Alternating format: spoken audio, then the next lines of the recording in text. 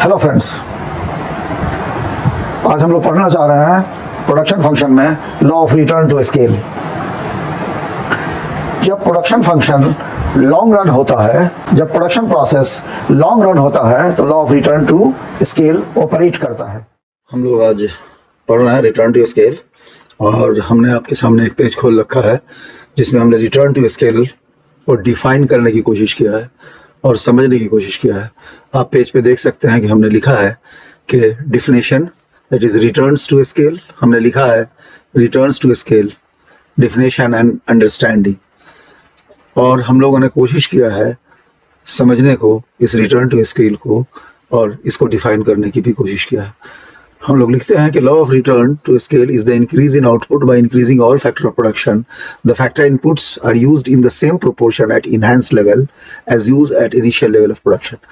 यानी कि हम लोग लॉज ऑफ रिटर्न जो है, laws of return to scale जो है, ये हमें ये बताता है कि हम लोग अपने ऑल इनपुट को बढ़ाते हैं उसी प्रोपोर्शन में जिस प्रोपोर्शन में हम लोग शुरुआती दौर में, जिस प्रोपोर्शन से हम लोग शुरुआती दौर में प्रोडक्शन करते हैं।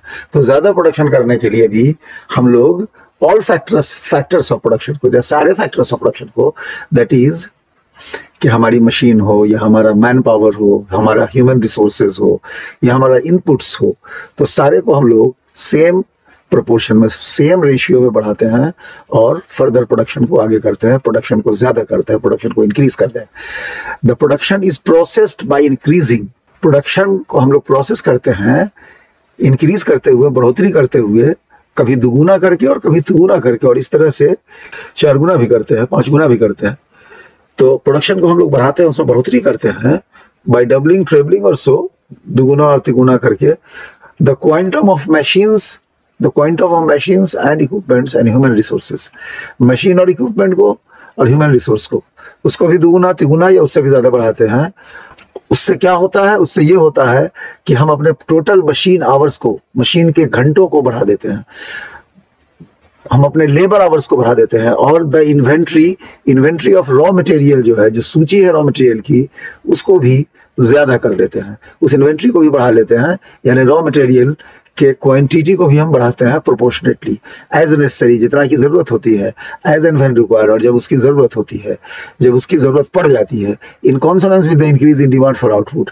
और ये हम अपने आउटपुट में बढ़ोतरी करने के लिए इस सेम रेशियो में हर चीज को बढ़ाते हैं ताकि हमारा प्रोडक्शन बढ़े, और प्रोडक्शन उस हद तक बढ़े जिस तक हमारा आउटपुट का डिमांड है।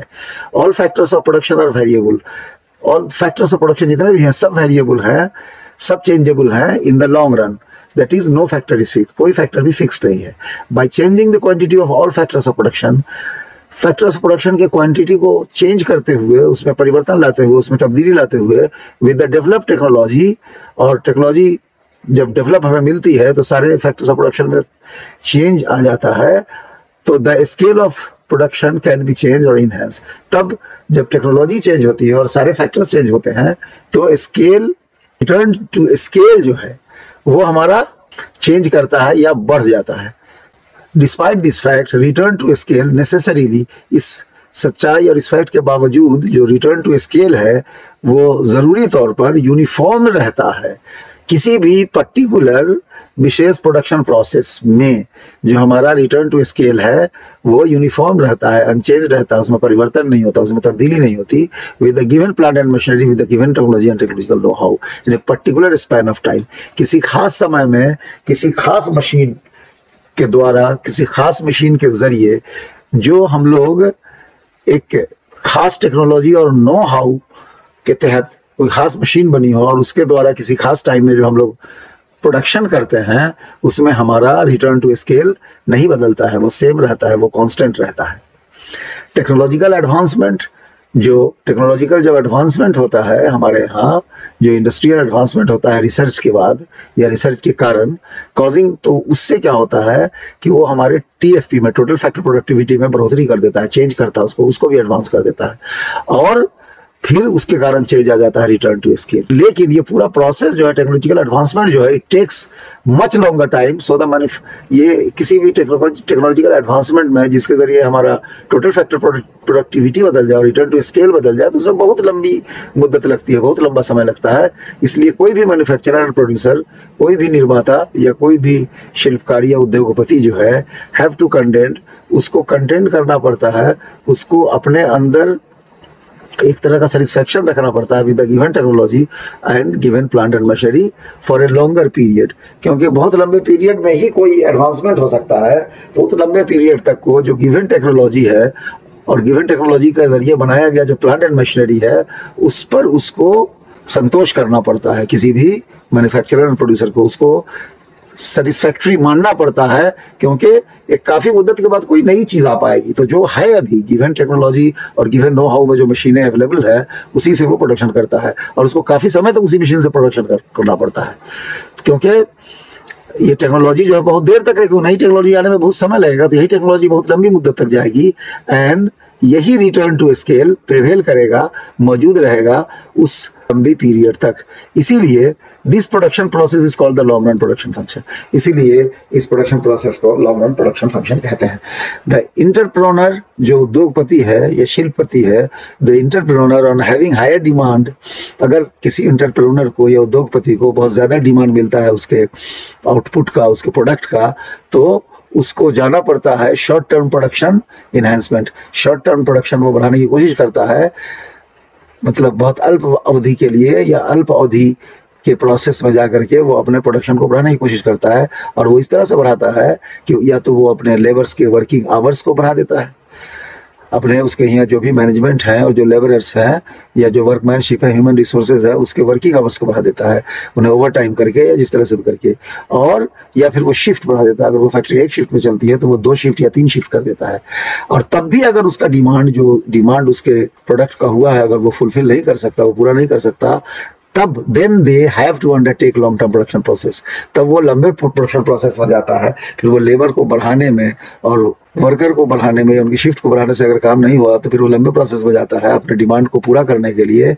और फिर वो ऐड करता है 1, 2 या 1 से ज्यादा मशीनों को, ताकि वो अपने और उसी मशीन को ऐड करता है, उसके साथ जो उसी प्रोपोर्शन में जो लेबर फोर्स है उसको भी ऐड करता है, क्योंकि ताकि वो अपने प्रोडक्शन को दुगना कर सके, दुगना कर सके या उससे भी ज्यादा बढ़ा सके, अपने डिमांड के अनुसार अपने आउटपुट को बढ़ा सके।